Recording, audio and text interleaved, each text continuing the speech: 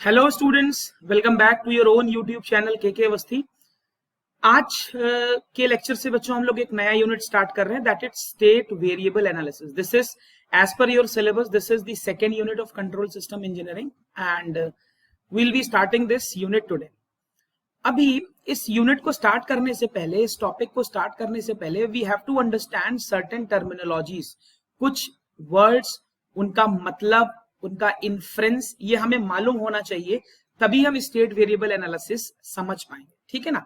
तो सबसे पहली चीज तो हमारे लिए ये जानना जरूरी है कि हम स्टेट वेरिएबल एनालिसिस पढ़ क्यों रहे हैं। देखो, अभी तक हमने जितने भी सिस्टम्स एनालाइज किए हैं, we have always assumed that the initial condition is zero. Okay हमने अभी तक जितने भी एनालाइज किए हैं या अभी आगे हम जो एनालाइज करेंगे, देखिए टेक्निकली पहले ये आपके कंट्रोल सिस्टम की लास्ट यूनिट होती थी। तो इस यूनिट तक पहुंचते पहुंचते हम वो सभी मेथड, चाहे RH क्राइटेरिया हो, नाइक्विस्ट क्राइटेरिया हो, राउथ हर्विट्ज, एनीथिंग, हर वो चीज पढ़ चुके होते थे। तो हमें मालूम था कि हम इनिशियल कंडीशन जीरो लेते हुए आए हैं। बट अभी ये आपके सिलेबस में सेकेंड यूनिट है, तो अभी आप ये मान लो कि अभी तक हमने जितने भी एनालिसिस पढ़े हैं उन सभी में हमने इनिशियल कंडीशन जीरो मानी थी। बट क्या प्रैक्टिकली जब हम एक कंट्रोल सिस्टम डिजाइन कर रहे हैं तो हमेशा इनिशियल कंडीशन जीरो ही होंगी? नहीं सर, ऐसा तो नहीं होगा। हो सकता है कभी कभी हमें इनिशियल कंडीशन जीरो ना दी हो, या अभी तक के जितने भी सिस्टम एनालाइज हुए हैं उन सभी में हमारे पास सिंगल इनपुट सिंगल आउटपुट था। But what if I am getting a MIMO system, MIMO system, that is multiple input and multiple output? तो अगर मेरे पास multiple input और multiple output का सिस्टम आ गया तो मैं वो पुराने मेथड्स नहीं यूज कर सकता। इन दोनों प्रॉब्लम्स को दूर करने के लिए हम स्टेट वेरिएबल एनालिसिस पढ़ते हैं। अभी स्टेट वेरिएबल एनालिसिस में हम कुछ इक्वेशंस बनाते हैं। देखो, मैं आपको ब्रीफ में बता देता हूं कि क्या इक्वेशन है, बाकी अभी हम डिटेल में करेंगे। ठीक है ना, ये इंट्रोडक्टरी लेक्चर है, तो हम अभी तो डिफरेंशियल इक्वेशन से मैट्रिक्स बनाना सीखेंगे। ठीक है ना, बाकी जैसे जैसे सेशंस आगे बढ़ते जाएंगे आपको थॉरो नॉलेज होता जाएगा। ठीक, अभी जो सबसे पहला टर्म हमारे लिए जानना जरूरी है वो है state. What is a state? अगर हमें स्टेट मालूम है तभी हम आगे प्रोसीड कर सकते हैं। ठीक, अभी how will you define state? देखो, at any time T naught, हमने एक आर्बिट्री टाइम ले लिया T naught, fine. And how will be defining state? State is the minimum set of variables. ध्यान से समझेंगे, मिनिमम सेट ऑफ वेरिएबल्स। देखो, 2 marks के क्वेश्चंस में आपको ये डेफिनेशन पूछता है, तो ये इंपॉर्टेंट है। ठीक है ना, minimum set of variables such that if we have the knowledge of these variables at t is equal to t naught, समझेंगे, t is equal to t naught पे कुछ वेरिएबल्स हैं, कुछ मिनिमम सेट ऑफ वेरिएबल्स हैं, उनके बारे में मुझे मालूम है कब? t is equal to t naught पर, और t is greater than equal to t naught पर मुझे सभी इनपुट मालूम है। देखो, 2 कंडीशन है स्टेट की डेफिनेशन में।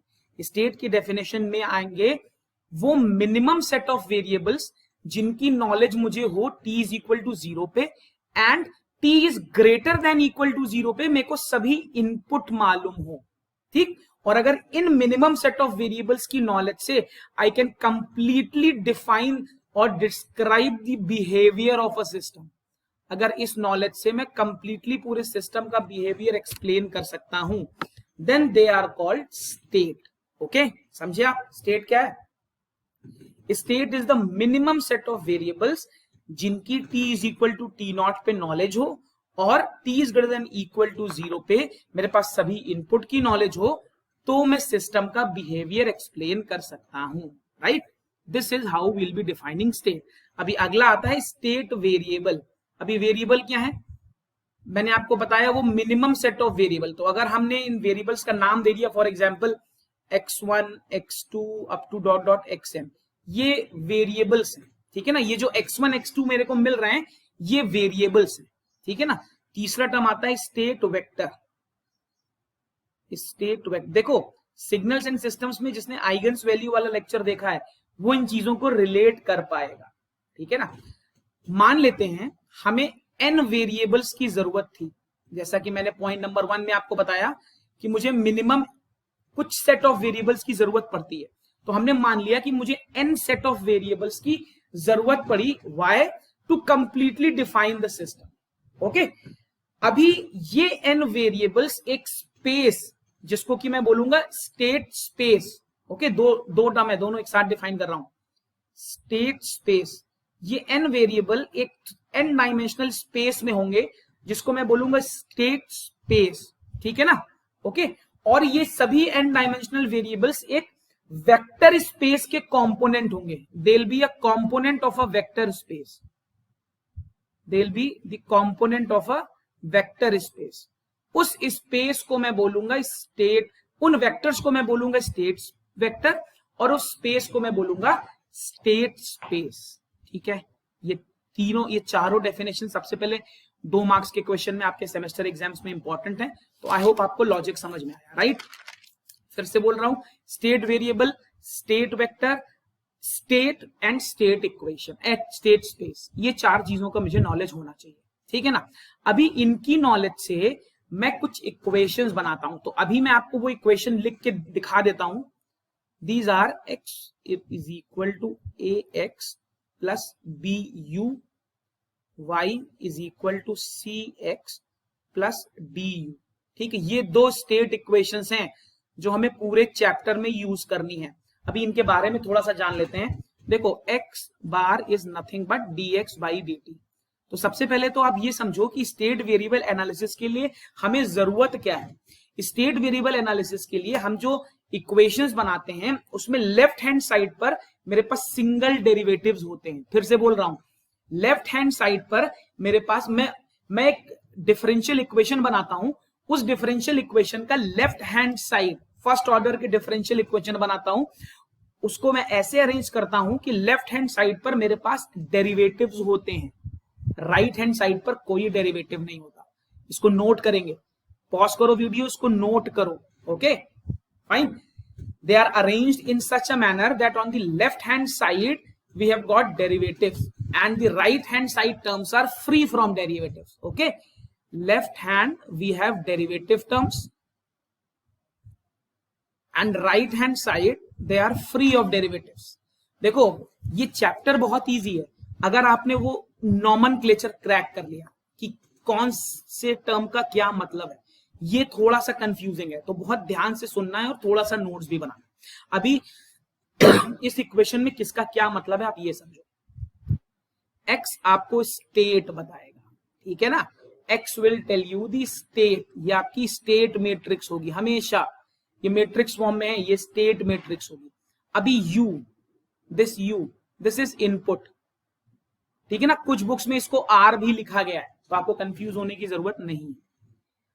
ए क्या है, A is your coefficient matrix. अभी सबका ऑर्डर बाद में डिस्कस करेंगे, अभी सिर्फ I am introducing you with the terms. A is your coefficient matrix, B is your column matrix. अभी कॉलम मैट्रिक्स है तो ऐसी होगी, ठीक है ना। C is your row, sorry I guess मैंने उल्टा बोल दिया। C, एक second, yes, C is your row matrix, ठीक है ना। C is your row matrix, ध्यान रखेंगे ये बेसिक चीजें हैं। कॉलम मैट्रिक्स में वो पूरा वैसे बनेगा, ऐसे 1 2 3 4।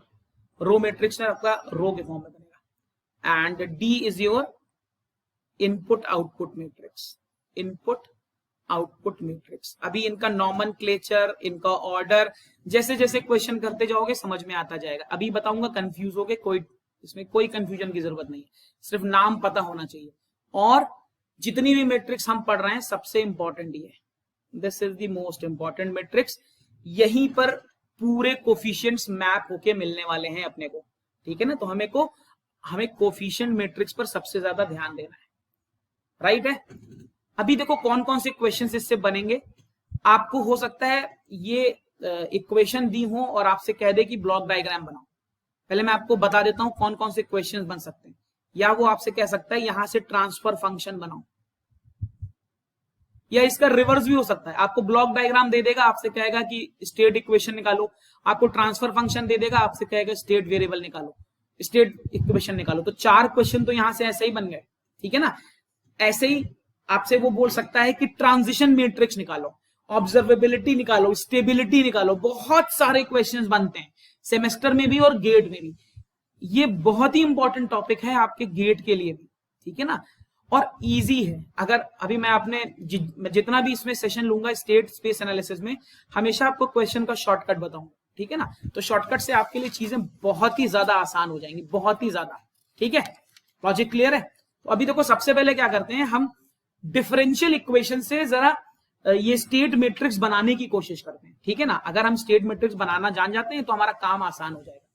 तो सबसे पहले एक डिफरेंशियल इक्वेशन लेते हैं, d3y by dt3 plus 2d2y by dd2 plus 5dy by dt plus 6y is equal to 8u। ये आपको एक डिफरेंशियल इक्वेशन दी हुई है और आपको स्टेट ट्रांजिशन या पूरा स्टेट का इक्वेशन बना के वो सभी मैट्रिक्स बनाना है, ठीक है ना। लॉजिक क्लियर है। अभी मेथड पर ध्यान देना, बहुत इजी है अगर क्रैक कर ले गए, ठीक। सबसे पहली चीज, कितने वेरिएबल्स आएंगे स्टेट के, तो लॉजिक ये है, number of state variables is equal to order of differential equation. तो भाई इस डिफरेंशियल इक्वेशन का ऑर्डर आपको कितना दिख रहा है, इस डिफरेंशियल इक्वेशन का ऑर्डर मेरे को 3 दिख रहा है। देखो पहली गलती यही होती है, आप कभी कभी ज्यादा वेरिएबल ले लेते हो और उतने रिड्यूस ही नहीं कर पाते, ठीक है ना। मैं वो पॉइंट बता रहा हूं जहां तुम गलती करोगे। तो जब कभी भी डिफरेंशियल इक्वेशन से मैट्रिक्स बनानी हो, जितना डिफरेंशियल इक्वेशन का ऑर्डर है आपको उतने ही स्टेट वेरिएबल लेने हैं, पहली चीज, ठीक। अभी इनको लेना कैसे, ध्यान से देखेंगे भाई। y को मैंने x1 मान लिया, ठीक। अभी dy बाई dx क्या होगा, dy बाई dt क्या होगा, x1 डॉट। Logic clear. ये डॉट जब अभी यहां पर देखो, पुराने सीन में देखो यहां पे डॉट था, ये देखिए यहां पर डॉट था। अभी आपको समझ में आएगा डॉट क्यों था। Dot is the differential coefficient, इसको मैंने x2 बोल दिया, ठीक है ना। ऐसे ही d2y बाई dd2 ये कितना हो जाएगा, x2 डॉट, इसको मैंने ना x3 बोल दिया। ऐसे ही d3y बाई dd3 ये क्या हो गया भाई, x3 डॉट, ठीक। अभी हमें अपना नॉमेनक्लेचर ध्यान रखना है। मैंने अभी थोड़ी देर पहले बोला, सबसे इंपॉर्टेंट पॉइंट, आपकी इक्वेशन के लेफ्ट पे सिर्फ डेरिवेटिव होगा, राइट के सभी टर्म्स डेरिवेटिव से फ्री होंगे। अभी देखो मैं इसको लिख कैसे रहा हूं, इसको मैं लिख सकता हूं x3 डॉट प्लस 2 x3, देखो d2y बाई d2 को x3 लिख रहा हूं, plus 5 x2 plus 6 x1 is equal to 8u लिख सकता हूं। लॉजिक क्लियर है सभी को, राइट। अभी मेरे को क्या करना है, मुझे इसको अपने स्टैंडर्ड फॉर्म में रखना है। स्टैंडर्ड फॉर्म क्या है, सिर्फ लेफ्ट पे डेरिवेटिव होगा, बाकी कहीं डेरिवेटिव नहीं होगा, ठीक है ना। चलो अब इसको रिफॉर्म करते हैं। अभी इसके लिए मेरे को x3 डॉट को एक तरफ रखना पड़ेगा, तो मैं क्या करता हूं, ये x3 डॉट को एक तरफ करता हूं और ध्यान से देखेंगे कैसे लिख रहा हूं, -6x1 -5x2 -2x3 plus 8u। देखिए इक्वेशन लिखने के तरीके पर जरूर ध्यान दीजिएगा, नहीं तो प्रॉब्लम होगा, ठीक है, राइट। Logic clear. अब मुझे बनानी है मैट्रिक्स, ठीक। अभी मैट्रिक्स के लिए लॉजिक क्या था, मैंने आपको बताया, लेफ्ट हैंड साइड पर आपके पास सिर्फ डेरिवेटिव्स होंगे। तो भाई कितने स्टेट्स बनाऊं, कितने स्टेट्स बनाऊं, 3 थे तो मेरे को 3 स्टेट बनाने। कौन कौन से बनाने, x1 dot, x2 dot, x3 dot. अभी ध्यान से देखेंगे, यहां कंफ्यूजन नहीं होना चाहिए। अभी मैं a बना रहा हूं, ठीक है ना। देखो सबसे पहले x1 डॉट, देखो x1 डॉट ये लिखा हुआ है। अभी इसको मैं कैसे लिख सकता हूं, x1 डॉट को मैं लिख सकता हूं, x1 dot is equal to 0 into x1 plus 1 into x2 plus 0 into x3 लिख सकता हूं सर, बिल्कुल लिख सकता हूं। तो ऐसे ही लिख लेता हूं भाई, ठीक है ना। क्या लिखूंगा, 0 1 0, ठीक है ना, कोई टेंशन नहीं है। अभी x2 पे आ जाओ, x2 डॉट को कैसे लिख सकता हूं, x2 डॉट को लिख सकता हूं 0 into x1 plus 0 into x2 plus 1 into x3। ठीक है सर, तो यहां पर क्या आ गया 0 0 1। ठीक है ना। अभी x3 डॉट तो अपन ने निकाला हुआ है, x3 डॉट तो हमने निकाला हुआ है। ठीक है ना। x1 का कोफिशिएंट क्या है -6, फाइन है। y2 का कोफिशिएंट क्या है -5। ठीक है भाई। और लास्ट में x3 का कोफिशिएंट क्या है -2। ठीक। अब जरा वापस आते हैं अपनी बेसिक इक्वेशन पे। ये मेरी इक्वेशन थी, ध्यान से देखो, ax प्लस bu, और मैंने आपको क्या बताया था, u is the input, u is the input. ठीक है ना। और b क्या है, एक कॉलम मैट्रिक्स। अब देखो कैसे चीजें कनेक्ट होंगी, b एक कॉलम मैट्रिक्स है। ठीक है ना। तो जरा यहां पर एक कॉलम बना के u लिख देता हूं। तो यहां पे भाई मैं कॉलम बना देता हूं और u लिख देता हूं। ठीक है, u। अब u इनपुट है। अब मुझे आप ये बताओ, x1 x2 x3 तीनों इक्वेशन आपके सामने लिखी हैं, x1 x2 x3, किसी में u है क्या? x1 में u था? नहीं था सर। x1 में u नहीं था। x2 में था? नहीं था सर। x3 में है सर। कितना है? 8 है। क्या कर दूं भाई? 0 0 8। क्लियर है लॉजिक? समझ में आया कैसे बना रहा हूं इक्वेशन? यस। बहुत से बच्चे और आपकी जो लोकल बुक्स हैं उन्होंने ये लास्ट वाला टर्म मिस किया हुआ है। हमें नहीं करना। क्यों नहीं करना ये समझो यार। देखो, स्टेट वेरिएबल एनालिसिस हम यूज क्यों कर रहे हैं? ऐसे सिस्टम्स के लिए यूज कर रहे हैं जिनके पास इनिशियल कंडीशंस हैं। ठीक है ना, तभी तो हम स्टेट वेरिएबल कर रहे हैं। तो यार हमें इनिशियल कंडीशन अगर 0 है कोई बात नहीं, नहीं लिखते हैं, बट 0 नहीं है तो मुझे तो इनपुट लिखना पड़ेगा ना यार। इनिशियल कंडीशन तो इनपुट पे ही लगेंगी। आई होप आप समझ रहे हो मेरी बात। तो ये गलती कोई मत करना यार, कोई भी ये इसको मिस करने की गलती मत करना। ये पहली गलती है जो आप करते हो। दूसरी गलती क्या करते हो, जब आप अपनी फेवरेट बुक से पढ़ते हो, आप क्वेश्चन को यहीं छोड़ देते हो। नहीं सर, यहां नहीं छोड़ना है, अभी अपने पास एक इक्वेशन और है, ये तो मैंने बनाई नहीं अभी तक। ठीक है ना। अभी यहां पर क्या है, सी क्या है, रो मैट्रिक्स। ठीक है ना। और सी एक्स है। अभी जरा ध्यान से देखो हम कैसे बना रहे हैं, बहुत ध्यान से देखना। y इज इक्वल टू सी एक रो मैट्रिक्स है। ठीक है सर, मैंने रो बना दी। और x तो हमेशा से x1 x2 x3 था। ठीक है ना। यहां पर x1 x2 x3 करना है भाई, मैंने मिस कर दिया है। x1 x2 x3 करना है प्लीज। ठीक है ना, x1 x2 x3, राइट। अच्छा, साथ में क्या है, प्लस d इंटू यू। अभी d मुझे नहीं मालूम, d is input output matrix. d अभी आपके लिए 0 होगा, हमेशा 0 नहीं, अभी आपके लिए 0 होगा जब तक इनपुट नहीं दे रहा है। अभी कुछ क्वेश्चंस ऐसे आएंगे जिसमें आपको इनपुट की वैल्यू दी होगी। अभी x1 x2 x3 में हम क्या क्या लिखेंगे, जरा y की इक्वेशन देखो। देखो y की इक्वेशन, y की तो सर अपने पास एक ही इक्वेशन दिख रही है, y is equal to x1। इसको कैसे लिख सकता हूं सर, 1 इंटू x1 लिख सकते हैं, प्लस 0 इंटू x2 लिख सकते हैं, प्लस 0 इंटू x3 लिख सकते हैं। ठीक है सर, तो मेरे पास y भी आ गया 1 0 0। अभी ये मेरा कंप्लीट स्टेट मैट्रिक्स रिप्रेजेंटेशन है। ठीक है, ये मेरा कंप्लीट स्टेट मैट्रिक्स है, ये गलती नहीं करनी है किसी को। यहां पे आके मेरा क्वेश्चन खत्म होता है, इससे पहले नहीं खत्म होता। राइट है, लॉजिक क्लियर है सभी को? I hope yes. ठीक है, चलो एक क्वेश्चन और करते हैं, एक बड़ा इंटरेस्टिंग सा क्वेश्चन है। इसके बाद आई गेस आपका लॉजिक क्रिस्टल क्लियर हो जाएगा। फिर मैं आपको एक क्वेश्चन होमवर्क के लिए भी दूंगा।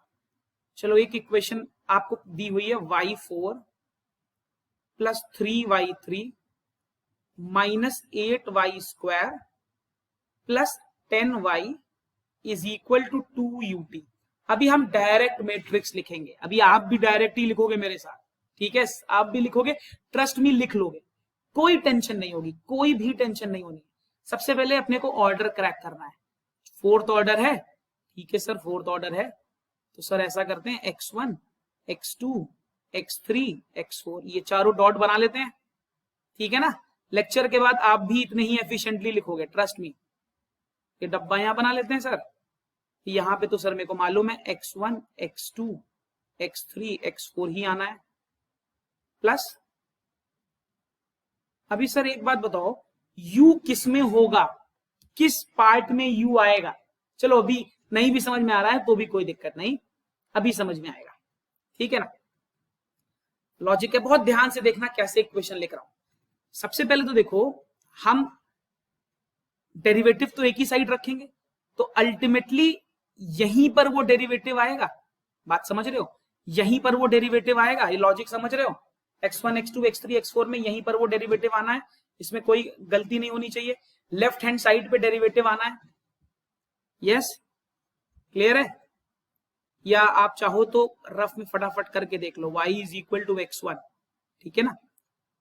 तो dy by D T x1 bar is equal to x2, x2 bar is equal to x3 और x3 bar is equal to x4। ऐसा कुछ सिस्टम बनना है भाई, ठीक है ना, ऐसा कुछ सिस्टम बनना है। तो डिफरेंशियल इक्वेशन कैसी बननी है? x4 bar is equal to -3y3 minus plus 8y2 minus 10y plus 2ut। तो एक चीज तो मुझे क्लियर हो गई कि x4 बार में ही u आना है, बाकी कहीं नहीं आना। तो u का कोफिशिएंट 2 है, तो मैं यहां पे 2 कर लेता हूं सर, बाकी 3 ऐसे ही 0 कर देता हूं, यही आएगा, कोई टेंशन नहीं। लॉजिक क्लियर है? अभी देखो, x1 बार में x2 वाला 1 है, 0 1 0 0, ठीक है ना, ये भी सिमेट्री है, पकड़नी है पकड़ भी लोगे, कोई टेंशन नहीं। x2 बार वाले में x3 आएगा 0 0 1 0, यहां पर क्या आएगा 0 0 0 1। अभी गलती कहां होती है? गलती ये होती है कि अपन लोग ऐसे ही लिख देते हैं, ऐसे नहीं लिखना है भाई, x1 वाला टर्म पहले लिखना है, ठीक है? ठीक है, लॉजिक क्लियर है? अभी यहां पर एक प्रॉब्लम है, आपने शायद ध्यान नहीं दिया, बट यहां पर एक टर्म मिसिंग है, y1 मिसिंग है। y1 is dy by D T, y1 missing है, ध्यान रखना है अपने को, y1 इज मिसिंग, ठीक है। और ये क्या है? ये y0 है। तो हमें क्या करना है? रिप्लेस करना है, तो -10 यहां रिप्लेस कर दिया भाई। अभी अगर dy बाई डी टी होता भाई, देखो देखो, जब हम y to the power n लिख रहे हैं, इसका मतलब होता है dny अपॉन dtn। अभी इसको पावर मत समझ लेना, y स्क्वायर मत समझ लेना, ये डिफरेंशिएशन है। अभी थर्ड ईयर में हो, मैं उम्मीद करता हूं इतना सबको पता है, मैं वो पॉइंट स्किप कर रहा हूं, ठीक है। तो यहां मैंने -10 कर दिया। अभी y1 वाला टर्म तो मिसिंग है, तो यहां मैंने 0 लगाया। अभी -8y2 है, तो जब इधर करेंगे अपन लोग तो 8 हो जाएगा। यहां 3y3 है, जब इधर करेंगे तो -3 हो जाएगा। बन गया इक्वेशन। Logic clear? अभी गलती क्या नहीं करनी है सर, वो y वाली इक्वेशन मिस नहीं करनी है, कर लेते हैं भाई y वाली इक्वेशन। अभी फटाफट से देख के बताओ, y में केवल x1 में 1 आएगा, बाकी तो सब 0 ही आना है, ठीक है। x1 x2 x3 x4 plus d तो अभी 0 ही आना है अपने पास, जब तक हम न्यूमेरिकल नहीं कर रहे हैं। बन गया स्टेट इक्वेशन। लॉजिक क्लियर सभी को? यस। चलो एक आपको देता हूं क्वेश्चन, एक क्वेश्चन आपने करना है, ये मेरे को आप व्हाट्सएप पे भेजोगे सभी लोग, आई मीन जो भी लेक्चर देख रहे हैं, जो अभी वेट कर रहे हैं कि एग्जाम आएगा तब देखेंगे। तो एग्जाम में जैसे लास्ट ईयर आपने मेरे को परेशान किया था, मैं आपकी बार एक भी आंसर नहीं देने वाला। अभी साथ में जो कर रहा है केवल वही मैं सॉल्व करके भेजूंगा, लास्ट मोमेंट पे no important nothing. This is the equation, आपने इसका स्टेट वेरिएबल एनालिसिस करके देना है, ठीक। अभी एक नया क्वेश्चन, बड़ा बेसिक सा क्वेश्चन। क्या जरूरी है कि मुझे हमेशा इक्वेशन ही दी हो डिफरेंशियल? क्या मुझे सिस्टम से डिफरेंशियल इक्वेशन बनाने की जरूरत नहीं पड़ सकती? क्यों नहीं पड़ सकती सर? बिल्कुल पड़ सकती है, बिल्कुल पड़ सकती है। हो सकता है मेरे पास इक्वेशन ना हो, मुझे एक इलेक्ट्रिकल सिस्टम दे दिया जाए और मुझसे कहा जाए कि इसको उसमें स्टेट वेरिएबल मैट्रिक्स में रिप्रेजेंट करो।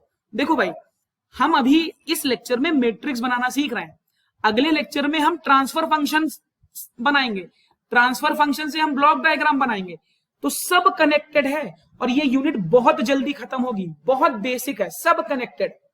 एक भी लेक्चर आपने मिस किया तो द गेम इज ओवर।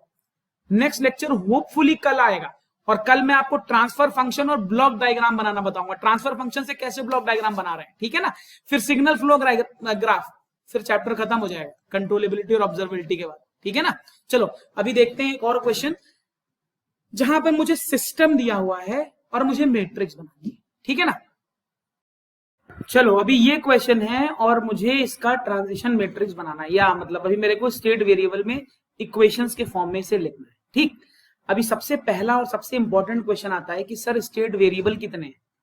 आपको कोई इलेक्ट्रिकल सर्किट दिया हुआ है तो स्टेट वेरिएबल कितने हैं, तो ध्यान रखोगे जितने एनर्जी स्टोरिंग एलिमेंट्स हैं, एनर्जी स्टोरिंग एलिमेंट्स, ओके, उतने इस वेरिएबल्स बनेंगे, is equal to state variable. तो भाई यहां पर एनर्जी स्टोरिंग एलिमेंट्स आपको दो दिख रहे हैं, एक इंडक्टर और एक कैपेसिटर। अगर एक ऐसा सर्किट है जहां दो इंडक्टर हैं, एक कैपेसिटर है, या दो कैपेसिटर है, चार इंडक्टर हैं, तो उसी हिसाब से वेरिएबल चेंज हो जाएंगे, ठीक है ना। चलो भाई, तो यहां पर दो वेरिएबल बनेंगे, दो स्टेट वेरिएबल हैं। पहली चीज, यहां पर दो स्टेट वेरिएबल हैं, कौन कौन से हैं भाई, IL एंड VC। सबसे पहले तो लिख लो भाई स्टेट वेरिएबल कौन कौन से हैं। हमारे पास है IL एंड VC। अब देखो हमारा जो इक्वेशन बनता है उसमें लेफ्ट हैंड साइड पर स्टेट वेरिएबल के डेरिवेटिव्स होते हैं, तो मुझे तुरंत क्लिक करना चाहिए कि मेरी इक्वेशन कुछ इस फॉर्म की बननी चाहिए, is equal to something and dVC by dt is equal to something, ऐसी इक्वेशन अपने को चाहिए, ठीक है। तो सर बहुत आसान है, यहां पर तो बहुत ही आसान है, KVL लगा लेते हैं, R into IL plus L DIL upon DT plus VC is equal to 0, कर सकते हैं, कोई दिक्कत नहीं है, ठीक। तो DIL बाई DT मुझे सब्जेक्ट बनाना है, तो DIL upon DT is equal to DIL upon DT is equal to minus R upon L into IL minus 1 upon L into VC, ठीक है। लॉजिक क्लियर है, आप देख रहे हो ये इक्वेशन बिल्कुल मेरे फॉर्म में बन रही है, जो फॉर्म मुझे चाहिए, ठीक, कोई प्रॉब्लम नहीं है। अच्छा, अब मेरे को VC भी चाहिए, dVC बाई dt चाहिए, तो सर मेरे को मालूम है कैपेसिटर में जो भी करंट है, भाई IL करंट सीरीज है तो IL करंट ही कैपेसिटर में होगी, तो कैपेसिटर की करंट को मैं IC बोल देता हूं, IC और IL एक ही है, और ये dVC बाई dt होगा होगा, कोई प्रॉब्लम नहीं है।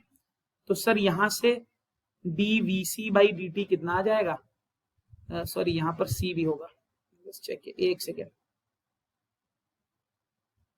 Is equal to C into dVC by dt, तो ये हो जाएगा 1 अपॉन C इंटू IL। ये सर मेरी दूसरी इक्वेशन हो गई राइट। अभी देखो कैसे बना रहे हैं, बनाते वक्त मुझे मालूम है मेरे को यहां पर IL डॉट चाहिए, यहां पर VC डॉट चाहिए, ठीक है ना। IL डॉट का मतलब हो गया DIL by DT, VC dot का मतलब हो गया dVC बाई DT। अभी इक्वेशन मैच कर लो, और यहां पर इनपुट क्या है, IL और VC, ठीक, IL और VC प्लस क्या आपको कोई इनपुट वोल्टेज या कुछ इनपुट दिख रहा है, यहां पर कोई इनपुट दिख रहा है, नहीं सर मेरे को तो कोई इनपुट नहीं दिख रहा, तो यहां तो इनिशियल कंडीशन 0 है, तो यहां तो कुछ बनना ही नहीं है, ये तो मेरे को बनाना ही नहीं है आपकी बात, ठीक है ना। अभी देखो इसी क्वेश्चन में मैं आपको समझाऊंगा कि ये कब बनता, देखो चलो पहले ये मैट्रिक्स भर लेते हैं फिर बताता हूं। IL के साथ है माइनस R बाई L और माइनस 1 अपॉन L, तो minus R by L minus 1 upon L, VC dot के साथ है 1 अपॉन C और यहाँ पे 0, ठीक। तो ये मेरी इक्वेशन बन गई। अभी सर अगर ये सर्किट ऐसा होता, ध्यान से देखेंगे, ध्यान से सब लोग, अगर ये सर्किट में ऐसा बनाता R L C और यहां पे आपसे कह देता V in लगा है, अब मेरा दूसरा हिस्सा भी बनता, बात समझ रहे हो, क्योंकि इनपुट पे मेरे पास एक वेरिएबल है, यहां पर इनिशियल कंडीशन उसने ऑलरेडी 0 दे दिया, आपको इनपुट पे कुछ दिया ही नहीं, जब इनपुट पे कुछ है ही नहीं तो कैसे बनेगा। देखो दोनों क्वेश्चन एक ही हैं, बट यहां पर सिर्फ फिगर से गेम बदल गया, बात को समझ रहे हो, सिर्फ फिगर से गेम बदल गया, राइट है, लॉजिक क्लियर है। अच्छा अभी जरा इसका दूसरा इक्वेशन बनाते हैं। दूसरा इक्वेशन किस पे बनना है भाई, आउटपुट क्या है, आउटपुट तो सर यहां पर मिल रहा है मेरे को VC ही सर मेरा आउटपुट है, और VC ही बेसिकली वीओ भी अगर हम आउटपुट वीओ बोल दें तो VC and VO are same, ठीक है ना। तो हम इसको चाहे वीसी कर दें चाहे इसको वीओ कर दें, राइट। अभी देखो वीसी की इक्वेशन कहाँ है, वीसी की इक्वेशन कहाँ पे आएगी, वीसी की इक्वेशन में केवल एक ही जगह 1 आएगा, ठीक है ना। तो ये तुम्हारा 10 IL VC, ठीक। नॉर्मली आपको बुक्स में ये इक्वेशन दिखेगी, ये नहीं दिखेगी, बट आई होप आपको लॉजिक क्लियर है कैसे ये इक्वेशन बन रही है, ठीक है, ठीक है ना। अगर आप मतलब गेट में तो ऐसा नहीं होगा, सेमेस्टर एग्जाम्स में तो मेरे ख्याल से कभी कभी इसकी जरूरत नहीं भी पड़ेगी, केवल इससे ही काम चल जाएगा, ठीक है। I hope the logic is clear to all of you, yes, right, right. यहां से मैंने बनाया है, क्लियर है। चलो 1 नहीं, एक्चुअली इसको 1/c करना है, 1/c, ठीक, इसको 1/c, 1/c, ओके। चलो एक क्वेश्चन और करते हैं। वैसे तो टेक्निकली आपको होमवर्क में करना चाहिए, बट चलो मैं आपको एक बेसिक आइडिया दे देता हूँ, थोड़ा सा एडवांस्ड क्वेश्चन लेते हैं।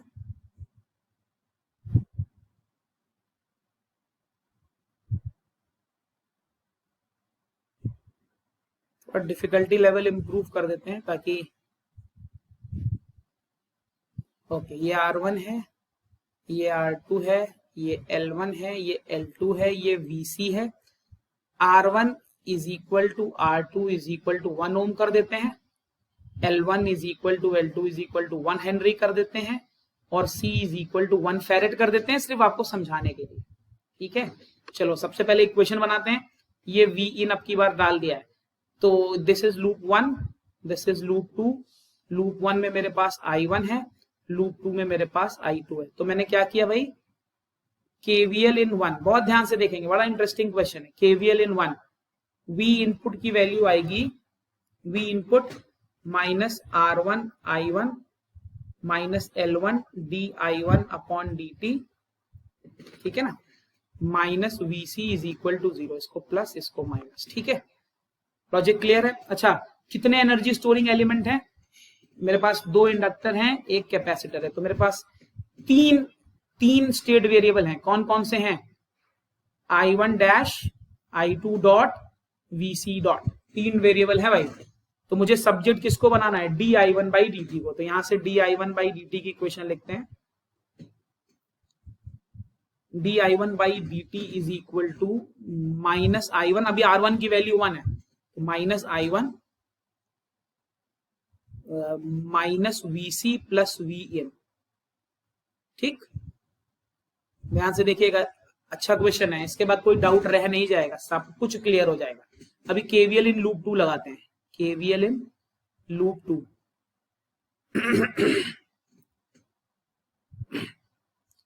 तो सीधे लगा दूं, अब तो कर लोगे, बचपन से KVL पढ़ते आ रहे हो, dI2 upon dt plus I2, ठीक, क्योंकि R2 की वैल्यू भी 1 है। लॉजिक क्लियर है, बिल्कुल सीधा सा था, कोई लफड़ा नहीं था।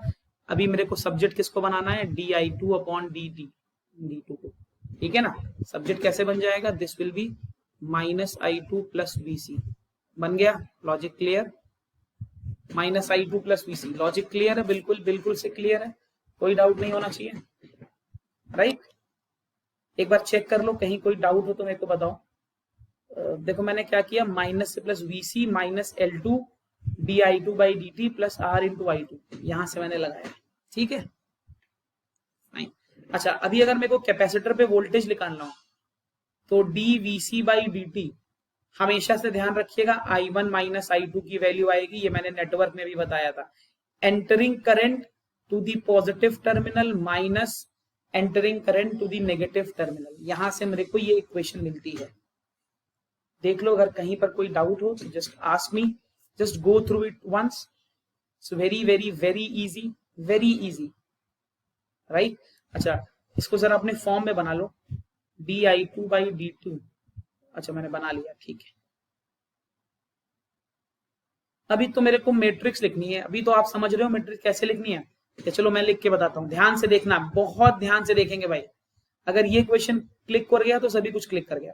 सबसे पहले तो मैं लेफ्ट हैंड साइड पर अपने वेरिएबल्स लिख लेता हूँ, वेरिएबल्स मेरे कौन कौन से हैं, I1 dot I2 dot VC dot. ठीक है सर, यहां पर जो भी आए यहां पर मेरे को लिखना है I1 I2 VC। अब की बार देखो V इनपुट है तो यहां पर जो कुछ भी आए इनटू V इनपुट, इसीलिए मैंने ये क्वेश्चन कराया ताकि आपको वो V इनपुट समझ में आ जाए। चलो भाई I1 डॉट में क्या क्या आ रहा है, माइनस का I1 है, I1 के साथ माइनस है, देखो I1 के साथ -1 है, I2 इसमें मिसिंग है, I2 इसमें मिसिंग है सर, तो I2 0 कर देते हैं, और VC इसमें -1 है, तो सर VC को मैंने -1 कर दिया। अभी I2 पे आते हैं सर, I2 पे I1 मिसिंग है, I2 -1 है, VC 1 है, I1 मिसिंग है, I2 -1 है, VC 1 है। अभी VC पे आते हैं, कहां गया VC, ये dVC बाई dV2, यहाँ I1 1 है, I2 -1 है, V इन मिसिंग है, देखो ये है मेरी थर्ड इक्वेशन, I1 1 है, I2 -1 है, ये मिसिंग, बन गया, लॉजिक क्लियर।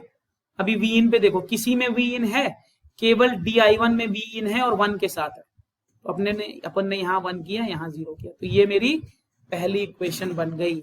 अच्छा, आउटपुट क्या है, आउटपुट है कैपेसिटर का करंट IC, तो IC को कैसे बना सकते हैं, देखो IC ये मेरा IC है, IC is I1 minus I2, logic clear होना चाहिए, ठीक है ना। ठीक, अभी IC बना सकते हैं, -1 1 0 बना लोगे आप, कोई दिक्कत नहीं है, यहां तक भी छोड़ दोगे सेमेस्टर में तो काम चल जाएगा, आपकी जो लोकल बुक्स हैं उसने यहीं तक छोड़ा होगा। ठीक, लॉजिक क्लियर है, बट आप IC बनाओगे, मेरे को ये IC आप व्हाट्सएप पे भेजोगे कितना आपने बनाया। ठीक, सिंपल है, बहुत ही ईजी है। चलो भाई, आई होप आपको समझ में आया होगा। I have tried my best to make it as interesting as possible, और ये पूरा यूनिट हम ऐसे ही ट्रिक्स के साथ करेंगे डायरेक्टली। अब आपको देखो क्या क्या चीज पता चल गई, आपको स्टेट वेरिएबल के सारे टर्म्स पता हैं, आप डिफरेंशियल इक्वेशन से मैट्रिक्स बना सकते हो, आप किसी इलेक्ट्रिकल नेटवर्क से भी मैट्रिक्स बना सकते हो। ठीक, अभी आप मैट्रिक्स बनाना जानते हो, अभी नेक्स्ट क्लास में हम ट्रांसफर फंक्शन लिखना सीखेंगे, कैसे हम स्टेट वेरिएबल से ट्रांसफर फंक्शन लिख सकते हैं एंड वाइस वर्सा, या ट्रांसफर फंक्शन से कैसे ब्लॉक डायग्राम बना सकते हैं, तो ये पूरा चीज हम कल के लेक्चर में देखेंगे। ठीक है ना, till then stay healthy, stay safe, and if you have not subscribed me on YouTube yet, do subscribe it, like the video, share it with your friends. Thank you very much.